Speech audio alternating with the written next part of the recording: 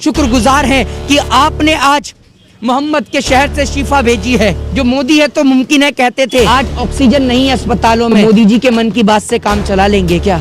कि मोदी जी ऑक्सीजन तो मुहैया नहीं करा पाए, कम से कम इस्तीफा ही मुहैया करा दो। ऑक्सीजन के चलते दर बदर वो माँ अपने बेटे को अपनी आंखों के सामने खोते हुए देख रही है।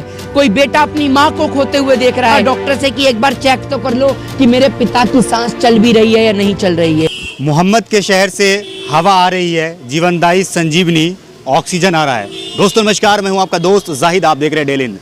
जिस मोहम्मद के बारे में नरसिंहा सिंह आनंद के द्वारा अपजनिक बातें कही गई थी, आज उसी शहर से जो है ऑक्सीजन आ रहा है। जिस तरीके से अभी आपको मालूम है कोविड-19 की वजह से हज़ारों लोगों की ज़िंदगी जा रही है, लोग बगैर ऑक्सीजन के मर रहे हैं। मेरे साथ यहाँ पे मोहित शर्मा जुड़े हैं कि जिस तरीके से हमारे देश के अंदर नफरत फैलाई जा रही है, लगातार जो है मुसलमानों के लेकर के लगातार हिंदू मुसलमान यहाँ पे किया जा रहा है। सबसे पहला सवाल ये है कि जिस मोहम्मद सल्लल्लाहु अलैहि वसल्लम के बारे में जो अपजनिक बातें कही जा रही थी, आज उसी मोहम्मद के शहर से हमारे हिंदुस्तान में, चाहे वो हिंदू हो या मुसलमान हो, उसकी ज़िंदगी बचाने के लिए ऑक्सीजन आ रहा है। देखिए, आज मैं किसी पे आरोप और प्रत्यारोपण बिल्कुल नहीं करूंगा।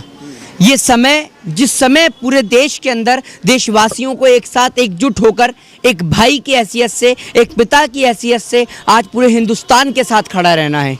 आज ऐसी परिस्थिति की घड़ी आ चुकी है कि जिस समय शमशान पे लाशों का ढेर लग चुका है, कब्रिस्तान के बाहर लाशों का ढेर लग चुका है, इस लाशों के ढेर से किस तरीके से निजात पाई जाए और किस तरीके से एक कोरोना से जंग किस तरीके से भारत देश को लड़ी जाए। आज देश को ऑक्सीजन की ज़रूरत है और जिस ऑक्सीजन की मदद करने के लिए सऊदी अरबिया ने जिस तरीके से भारत की ओर आगे हाथ बढ़ाया है और भारत को ऑक्सीजन दी है, ये तमाचा उन देश के लोगों के मुंह पर है जो देश के अंदर रहकर नफरत का जहर घोलते हैं।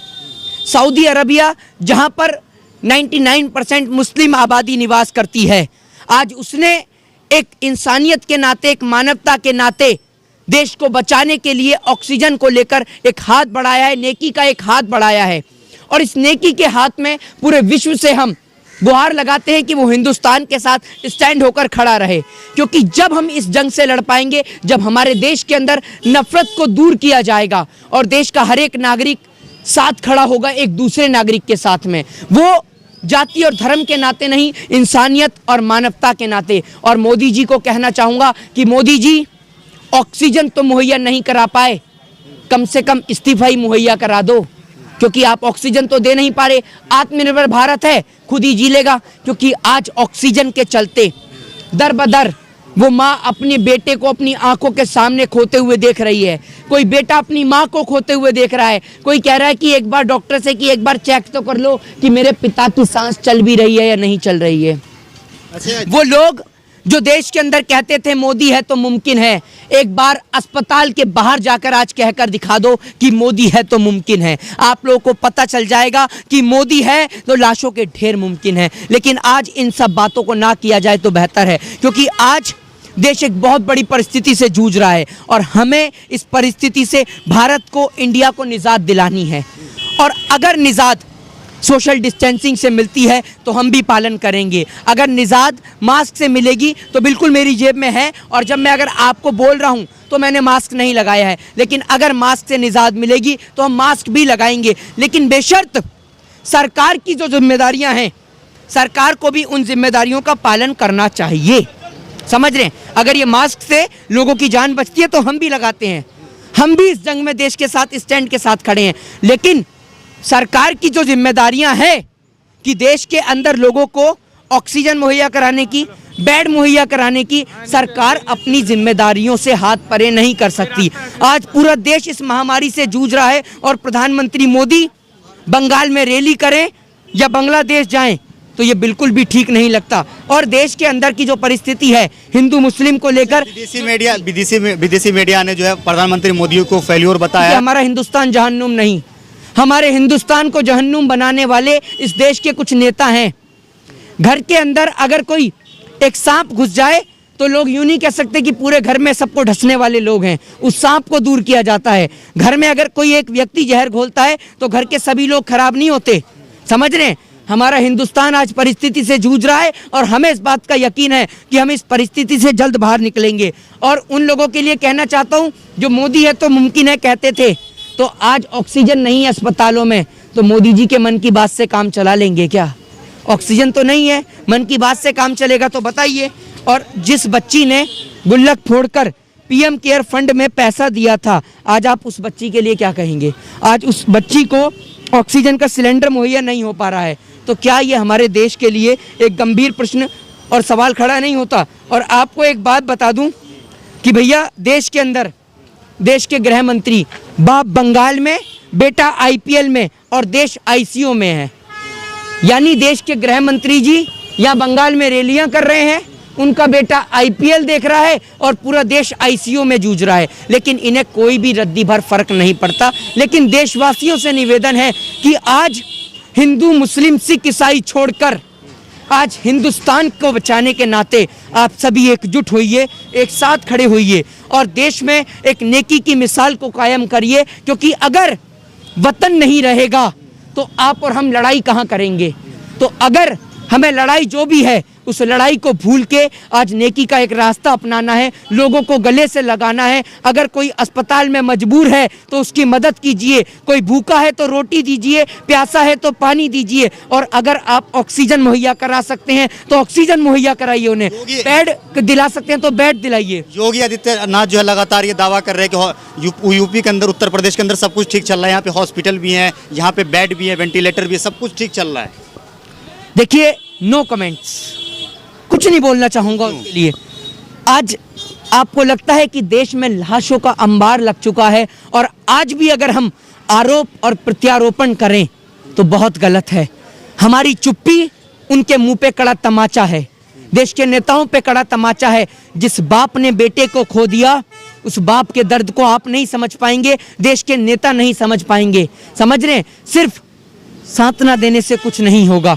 आप एक बात मुझे बताइए, इनको ये पता है कि पाकिस्तान में रेट कितना है टमाटर का? इन्हें ये पता है कि देश के अंदर पाकिस्तान के कितने जवान मरते हैं? इन्हें ये पता है पाकिस्तान में रोटी में क्या बन रहा है, सब्जी में क्या बन रही है, इमरान कहाँ घूमने जा रहा है? लेकिन इनके पास इस बात का आंकड़ा नहीं कि हिंदुस्तान में कितने लोग मर गए।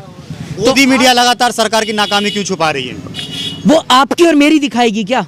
गोदी मीडिया सरकार के हाथों बिक चुकी है। अंबानी अडानी के चैनल से ये बात आप कब समझेंगे? आज देश को एक होने की जरूरत है, और इस महामारी में हिंदुस्तान को, हिंदुस्तानियों की जरूरत है, पूरे मुल्क की जरूरत है। और एक बार सऊदी अरबिया का और जो तमाम मुल्क हिंदुस्तान के साथ खड़े हैं, उनका तहे दिल से हम शुक्रिया अदा करते हैं, शुक्रगुजार हैं कि आपने आज मोहम्मद के शहर से शिफा भेजी है।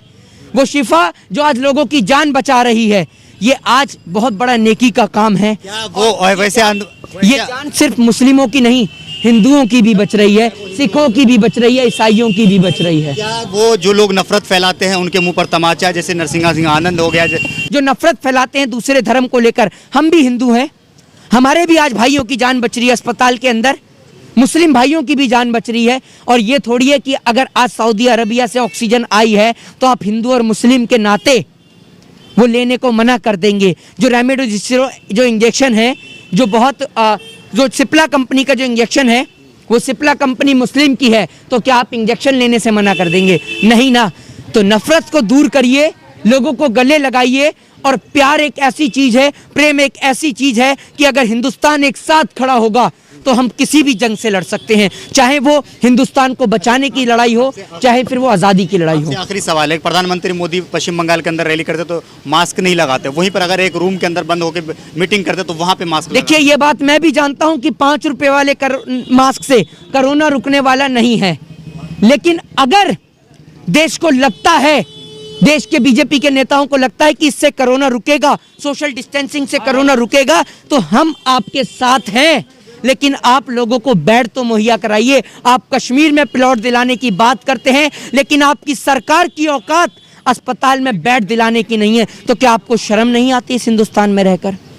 तो आज एक बार फिर यही कहूंगा कि लोग नफरत को भूलें, एक साथ खड़े हों, क्योंकि आज देश के लोगों को देश के ही लोगों के साथ की जरूरत है। कि सरकार अगर इस पे ध्यान दी होती तो आज जो देश का जो सिचुएशन है, जो लोग मर रहे हैं, ऐसा सिचुएशन यहाँ पे नहीं। देखिए, इसका जिम्मेदार सिर्फ चुनाव है, समझ रहे हैं? चुनाव तो बंगाल में हुआ है ना, लेकिन हालात तो दिल्ली और यूपी के खराब हैं। चुनाव अगर शिवराज सिंह चौहान को मुख्यमंत्री नहीं बनाया होता तो देश आज इस आपदा से नहीं जूझ रहा होता।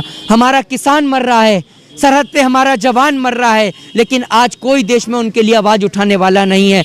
मंदिर मस्जिद गिरजाघर के चलते, धर्म की अफीम के चलते आज हिंदुस्तान को, मुल्क को तबाह करा जा रहा है। ये लोगों को समझना होगा, एक साथ खड़ा होना होगा और देश में प्रेम को बांटना होगा। जय हिंद, जय भारत, वंदे मातरम। तो मेरे साथ यहाँ पे मोहित शर्मा जी रहे थे। आपको मालूम है कि कई जगह से आपने ये देखा होगा कि मस्जिद को जो है हॉस्पिटल में बदल दिया गया है, वहीं पर गुरुद्वारे को हॉस्पिटल में बदल दिया गया, वहीं पर मंदिर को गुरुद्वारे में, ये मंदिर को जो हॉस्पिटल में बदल दिया गया। तो ये वैसे लोगों के लिए मुंह पर तमाचा है जो हमेशा हिंदू मुसलमान करते हैं, हिंदू मुसलमान के बीच नफरत फैलाते हैं। आपको क्या लगता है इस वीडियो के नीचे कमेंट करके जरूर बताएगा। वीडियो अगर आपको अच्छा लगा तो इसे लाइक और शेयर जरूर कीजिएगा। जय हिंद, जय भारत, अपना ख्याल रखिए, हंसते रहिए, मुस्कुराते रहिए।